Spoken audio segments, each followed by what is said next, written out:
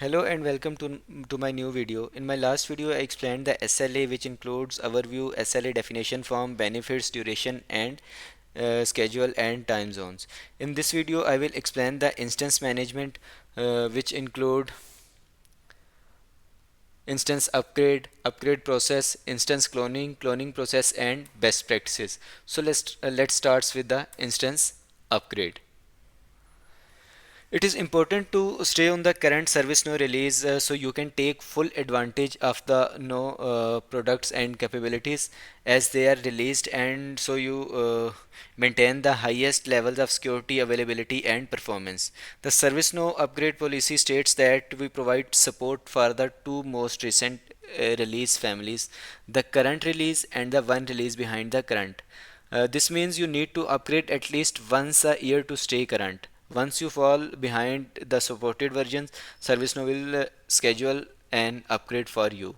There are two major releases each year, typically in March and September, which determines your upgrade plan once or twice a year. There are different benefits like you can achieve the business value faster, bring new capabilities to the market faster, improves platform performance, and upgrade process. Then the what is the upgrade process? The upgrade process have different phases like plan, prepare, schedule, upgrade, review, upgrade, test and validate, remediate, and production upgrade. In the planning phase, read the release notes to understand the required upgrade and migration task. Complete the preparation and planning task in the phase 2 of the upgrade planning checklist. Evaluate the level of customization on your instances. Create a comprehensive test plan. On second phase, we prepare, create a system clone of your production instance, so you will be able to simulate an upgrade on your production configuration in a non-production environment. Then third phase is schedule upgrade, in which we follow the steps in upgrade planning checklist to set up your instance for the upgrade and then schedule your upgrade in no support. Then the fourth phase is review upgrade, in which we track the progress of your upgrade with the upgrade monitor and use the upgrade monitor to process the skipped list of records that were not addressed in the upgrade. Gather the update sets needed to address skipped records, changes the configuration needed for the upgrades and items that must go live immediately after the upgrade. Then perform functional testing. In phase 5, we test and validate. We configure and refine our development instance and upgrade other sub-production instance we have in our development to production stack. Then configure our test environment to be a good representation of our production environment. Then in phase 6, we remediate, in which we review and fix issues discovered during testing and communicate the upgrade to stakeholders and consumers. Then in phase 7 is production upgrade, in which after validating that our upgrade was complete, apply update set and fix scripts, then perform post upgrade user acceptance testing and hold the retrospective review to identify what worked well and what you can improve next time. So this is the process for upgradation. Then next is instance cloning. We can request a clone to copy data from production instance to non-production instance, or to copy a data between non-production instance. The No platform used data from the most recent nightly backup of the source instance when cloning. Backups are used for cloning are a maximum of 36 hours old. System cloning begins the initial preparation, including selecting the latest backups to use only at the date and time processing is scheduled to start. If the cloning from a source backup fails, the system uses the legacy clone engine instead. The legacy clone engine cannot preserve data from extended tables, relationships, hierarchies between tables, and dot walk queries.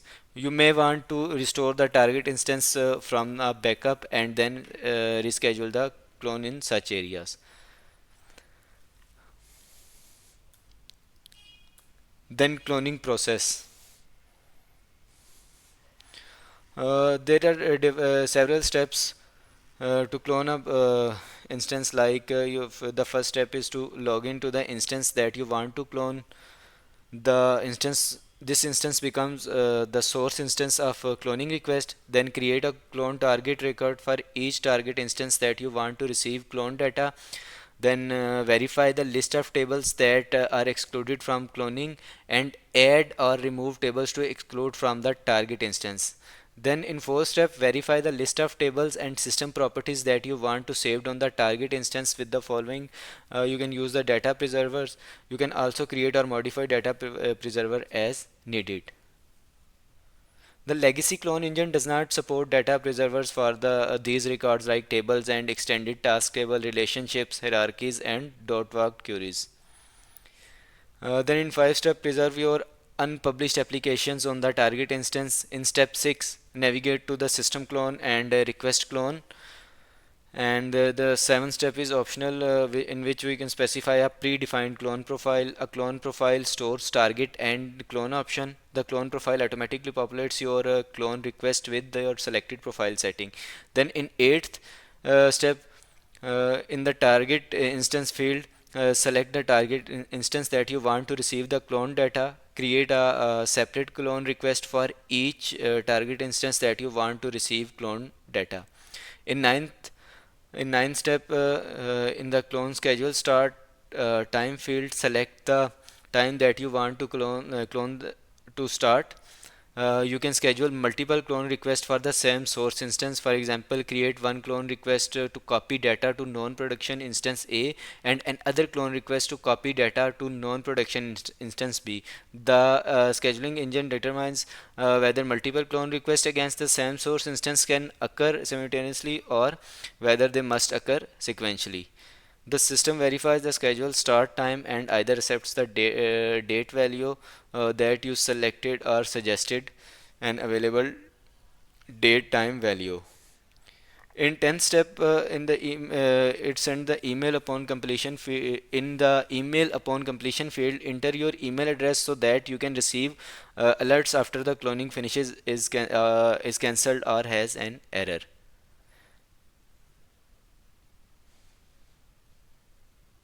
And click the options arrowhead so that it turns downward, and use the following table to make appropriate selections in the options pane, like exclude tables specified in the exclusion list, exclude audit and data log, exclude large attachment, preserve theme, and there are different options. Then in 12 step, click submit. If you are no issue with the clone request, the system displays the authenticate target model. If the clone request preserve large tables, a warning message displays the large tables from the preserve list. Then in 13 step, in the username and password fields, enter your username and password for an admin account on the target instance and then click authenticate. In step 14, review the clone setting and click OK. An email is sent the supplied address after the clone finishes, cancelled or has an error. So this is the complete process of cloning. So the last is best practices. When it comes to the cloning and upgrading ServiceNow instance, there are several best practices that organization typically follow to ensure a smooth and successful process. Here are some recommendations. First is backup data. Before making any change, ensure you have a complete backup of your ServiceNow instance, including data, configuration, customization, and scripts. The backup will serve as a safety net in case anything goes wrong during the cloning or upgrade process. Then second is plan thoroughly. Create a detailed plan outlining the steps involved in cloning and upgrading your instance. Consider factors such as downtime, dependencies between modules, and potential risk. Get input from stakeholders and ensure everyone understands their roles and responsibilities. Then clone environment. When cloning your ServiceNow instance, use tools provided by ServiceNow for this purpose. This ensures that the cloned instance maintain the integrity of the original data and configuration. Additionally, consider using scripting or automation tools to streamline the cloning process and minimize manual errors. Review customization. Before upgrade, review all customization made to your ServiceNow instance. Identify any deprecated features or customization that may no longer be supported in the new version. Make sure adjustment to find alternatives to ensure compatibility with the upgrade version. Test in sandbox. Perform through testing in the sandbox environment before applying changes to your production instance. Test all functionalities, integration, and customization to ensure the work as expected in the new version. Address any issue or bugs encountered during testing before proceeding with the upgrade. Then communicate changes. Keep stakeholders informed about the cloning and upgrade process, including the timeline, potential impacts, and any action required from their end. Provide training or documentation for user on any change in the functionality or interface introduced by the upgrade. Monitor and troubleshoot. Monitor the cloning upgrade process closely and be prepared to troubleshoot any issue that arises. Have contingency plans in place to handle unexpected problems and minimize downtime. Utilize ServiceNow support resources and community forum to assistance if needed. Then document changes. Document all changes made during the cloning and upgrade process, including configuration, customization, and any issue encountered. This documentation will be valuable for the future reference and troubleshooting. Perform post upgrade validation. After completing the upgrade, perform additional validation to ensure everything is functioning correctly in the production environment. Monitor system performance and user feedback, and address any remaining issue promptly. By the following these best practices, you can minimize the risk associated with the cloning, upgrading ServiceNow instance, and ensure a successful outcome for your organization. So that's all for this session. Before I wrap up, let's quickly review that what I have covered in this session. So I started from the instance upgrade, then upgrade process, then instance cloning, then cloning process, and then at the end we discuss about the best practices. So that's all for this session.